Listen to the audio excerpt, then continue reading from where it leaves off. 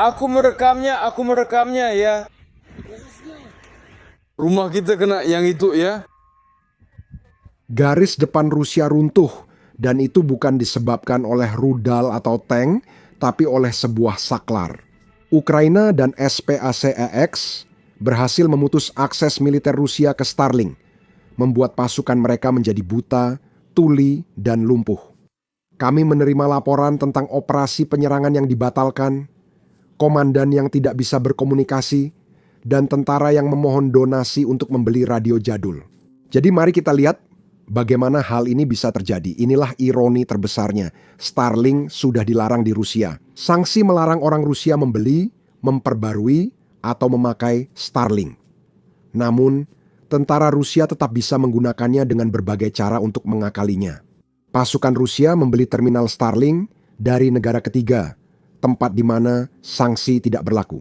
Mereka memakai VPN untuk memperbarui perangkat lunak terminal, lalu menempatkannya di wilayah Ukraina yang diduduki, bukan di Rusia. Secara teknis, mereka tidak menggunakan Starlink di Rusia, jadi mereka bisa mengakali pembatasan yang dimiliki Starlink. Itu adalah celah, dan selama 2 tahun cara itu berhasil. Selama 2 tahun itu, militer Rusia menjadi sangat bergantung pada Starlink untuk komando dan kendali, komunikasi antar unit, koordinasi tembakan, dan operasi drone. Semuanya terhubung dengan perusahaan satelit Amerika.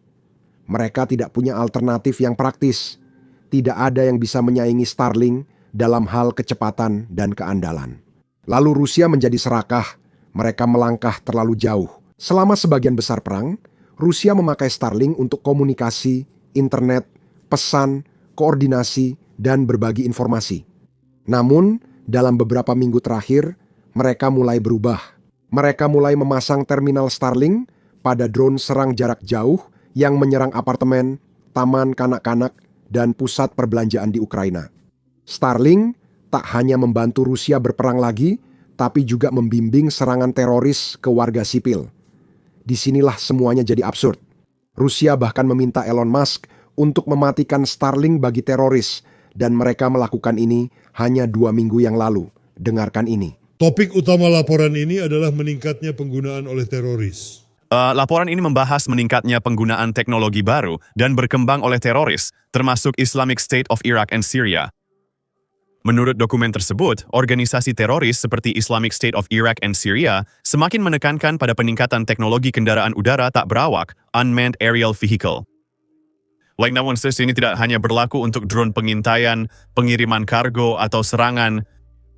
Penting untuk mencegah Islamic State of Iraq and Syria dan afiliasinya memperoleh dan menggunakan terminal komunikasi satelit komersial, termasuk Starlink.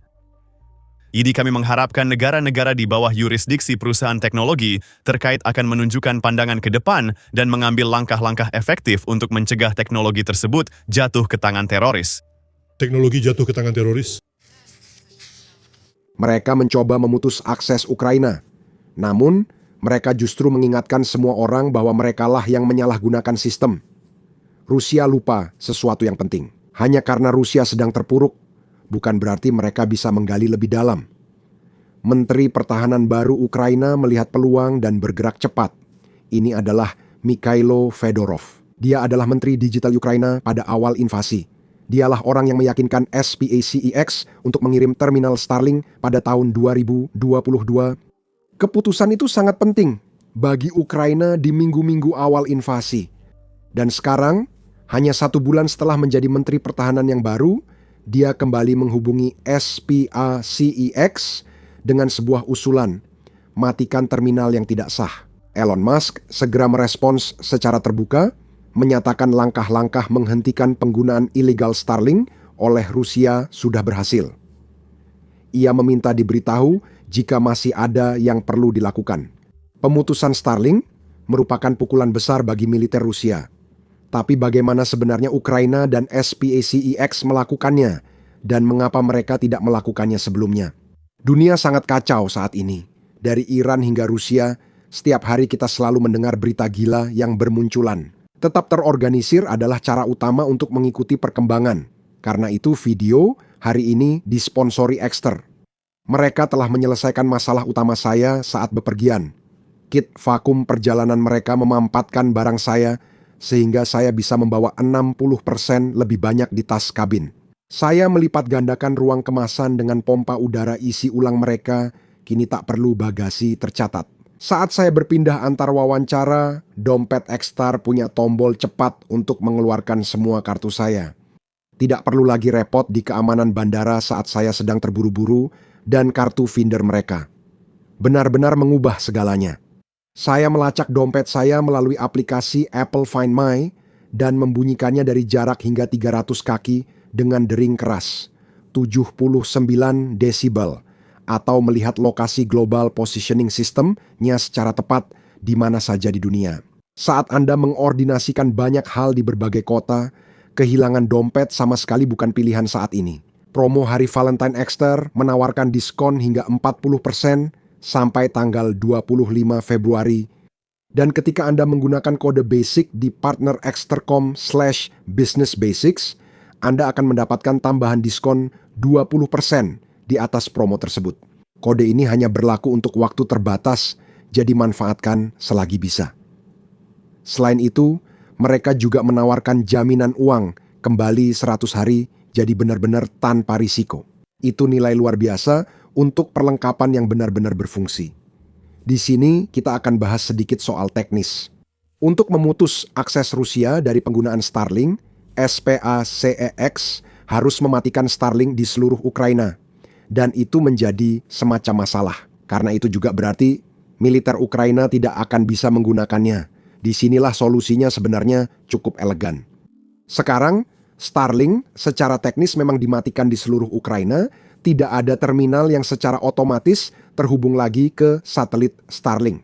Sebaliknya, hanya terminal yang telah diverifikasi dan diotorisasi yang dapat mengakses satelit di langit. Dan tebak siapa yang memberikan otorisasi? Pemerintah Ukraina? Terminal militer Ukraina sudah diotorisasi, sedangkan terminal sipil didaftarkan melalui situs web resmi. Nah, mereka akan segera diotorisasi juga. Namun, terminal Rusia yang dibeli dari negara ketiga dan diselundupkan ke garis depan sepertinya tidak akan segera diotorisasi. Sekarang ada satu kekurangan dari semua ini, tapi itu pun hanya sementara. Begini, ada warga sipil Ukraina yang mengalami masalah dengan terminal Starlink mereka. Seperti yang saya katakan, sekarang sudah ada situs web untuk mengirim informasi terminal dan alasan penggunaannya. Dan setelah pemerintah menyetujui pendaftaran mereka, SPACEX akan mengaktifkan aksesnya. Ini tidak terlalu rumit, tapi cukup efektif.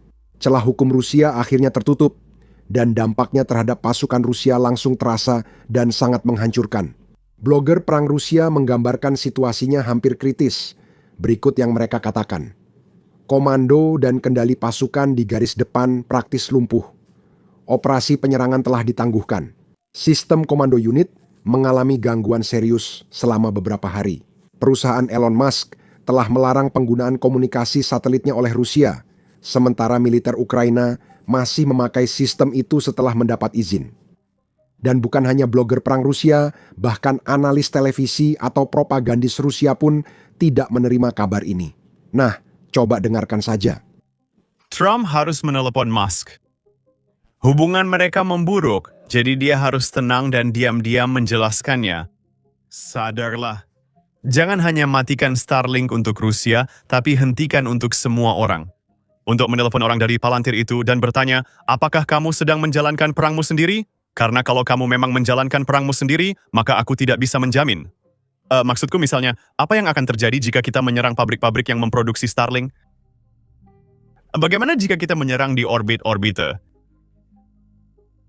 Itu tidak selektif, jadi tentu saja satelit kita juga akan terbakar, tapi biarlah. Seluruh konstelasi satelit Starlink rusak misalnya, oleh ledakan di luar angkasa. Jadi kenapa? Apakah sesuatu akan terjadi? Lalu kenapa? Apakah Amerika akan turun tangan untuk membelanya? Tapi jika Amerika membela Starlink, itu berarti Amerika berperang melawan kami di wilayah Ukraina. Jadi pertanyaannya sederhana, dalam kapasitas apa Elon Musk melawan Rusia di bawah naungan Amerika atau dalam kapasitas pribadi? Jika itu pribadi, berarti kami bisa melawan Elon Musk dan semua strukturnya. Dan hal ini juga lagi untuk Palantir. Harus ada pemahaman tentang apa yang sedang terjadi. Mereka kira bisa menyakiti kita, padahal kita hanya memukul tongkatnya, bukan tangan mereka. Setuju? Itu aneh? Setuju, itu memang aneh. Sekarang, Rusia punya alternatif seperti internet kabel, wifi, atau radio. Namun, seperti disebutkan sebelumnya, kecepatannya dan keandalannya tidak sebanding dengan Starlink. Dan di atas itu semua, setelah 2 tahun Starlink aktif digunakan, Rusia mengaitkan hampir semua hal ke perusahaan Amerika, komando dan kontrol, komunikasi, koordinasi tembakan, data drone, semuanya. Dan menurut beberapa analis, Rusia sekarang tertinggal 2-3 tahun dalam teknologi perang garis depan, dan ini terjadi dalam semalam. Bahkan para tentara Rusia di garis depan mulai kehilangan akal sehat mereka. Mereka mulai merasa bosan tanpa akses internet mereka. Kami punya cuplikan dari salah satu tentara Rusia, tapi sebelum kita masuk ke cuplikan itu, ingatkan sebentar untuk menekan tombol subscribe di bawah ini. Setiap kali kami bahas militer Rusia, ada bot online yang tidak suka video kami agar turun di algoritma. Jadi subscribe kalian sangat membantu. Sekarang, simak cuplikan berikut. Ya, dalam satu malam saja, dalam satu malam kami benar-benar kembali ke zaman batu. Video ini akan saya unggah hanya ketika saya bisa melakukannya, jika memang bisa. Elon Musk dengan berani dan sepenuhnya benar-benar mematikan internet di seluruh dunia di semua lini. Dan artinya kita tidak bisa lagi menggunakan Starlink. Saat ini, orang yang benar-benar memverifikasi informasi pribadi mereka bisa menggunakan Starlink. Dari yang saya pahami, orang Ukraina bisa menggunakannya tanpa masalah, tapi kita tidak bisa. Kami masih memiliki akses internet pada tanggal 4 Februari hingga tengah malam, dan sekarang pada tanggal 5 sejak tengah malam. Dia sama sekali tidak ada di sana, tidak hadir. Dia berhasil terhubung, tapi sinyal yang bandel itu dengan keras kepala menolak untuk menembus. Saya tidak ingat persis bagaimana itu ditulis di sana, tapi apa bedanya? F. Tidak ada internet sama sekali, bahkan sedikit pun tidak ada. Sedikit pun tidak ada. Demobilisasi pada 10 Maret F. Hari ini tanggal 5 Februari, aku hampir benar-benar kehilangan akal di sini. Dan kami bahkan tidak bisa berlatih atau latihan dengan benar melawan mereka. Karena sial, kami tidak punya sinyal. Kami tidak pernah berkomunikasi. F, agar peluru kendali kami bisa dikoordinasikan. Kami tidak punya roket sialan kami. Sekarang, pesan asli atau klip yang dia unggah di TikTok sebenarnya jauh lebih panjang dari yang kalian lihat. Tapi, analisis utamanya sederhana. Dia tidak tahu bagaimana hidup tanpa Starlink, dia marah dan hanya menunggu layanannya berakhir. Dan dia mengajukan pertanyaan sederhana yang sedang ditanyakan banyak orang Rusia saat ini. Jika Rusia memang negara adidaya, kenapa mereka bergantung pada teknologi asing untuk berperang? Bahkan, salah satu saluran Telegram Rusia menyatakannya dengan jelas. Kita sedang berperang melawan NATO tanpa perlengkapan mereka, jadi semuanya sulit. Mohon donasi untuk cangkir dan psikiater. Mereka meminta warga Rusia menyumbang uang untuk membeli jembatan dan stasiun radio. Begitulah kondisi militer negara adidaya mereka sekarang. Dan kemudian ada pertanyaan yang sedang ditanyakan semua orang. Kenapa Rusia tidak punya sistem internet satelit sendiri? Seorang analis televisi Rusia mencoba menjelaskan hal ini dengan baik. Dengarkan baik-baik. Kita akan mempertahankan posisi teknologi di sini, dan seperti kata Presiden Vladimir Vladimirovich Putin, saya yakin kita akan berhasil. Lalu bagaimana dengan kita? Anda mulai dengan luar angkasa, lalu bagaimana dengan kita? Bagaimana posisi teknologi kita di luar angkasa? Enggak, maksud saya roket secara umum. Bahkan analis Amerika, ketika mereka menganalisis roket, itu sangat mahal, bukan? Program luar angkasa itu mahal. Tapi titik lemahnya, seperti yang mereka katakan, adalah sebagai langkah penanggulangan, Anda bisa mengembangkan teknologi roket yang jauh lebih murah, kan? Itu akan bisa mengatasinya. Teknologi ya yang Ini juga sudah dipertimbangkan pada masa Reagan. Jadi ini jauh lebih murah. Mungkin banyak hal yang tidak saya ketahui. Mai, apakah kita punya broadband sendiri dengan jangkauan seperti Starlink? Beroperasi dengan cakupan serupa Starlink? Seperti OneWeb, tidak? Apakah kita punya ribuan satelit orbit rendah yang beroperasi? Konstelasi satelit orbit rendah. Apakah kita sudah siap sekarang? Bisakah kita tunjukkan opsi yang mirip secara eksternal dengan pesawat ulang-alik Buran yang pernah kita kubur di Uni Soviet, sementara Boeing masih beroperasi? Apakah kita sudah menyempurnakan teknologi yang bisa digunakan kembali? Jadi saat kita bilang ya, mungkin kita bisa bertindak seperti kidal, beri kami seekor kutu dan kami akan membongkarnya. Tapi pertanyaannya berbeda, bisakah kita membuat seekor kutu? Kita bisa membuat seekor kutu? Saya rasa kita bisa. Saya belum melihatnya, karena ini bukan soal keinginan, ini soal kebijakan negara dan investasi untuk waktu yang cukup lama. Sejak akhir tahun 80-an, kita hampir tidak terlibat sama sekali dalam bidang antariksa. Masalah ini sebenarnya harus diselesaikan di tingkat negara. Harus diselesaikan di tingkat itu. Beberapa pemuda berbakat kini telah bergabung dengan tim di Roskosmos. Yang ada proyek bernama Biro di sana, namun realisasinya memerlukan investasi besar.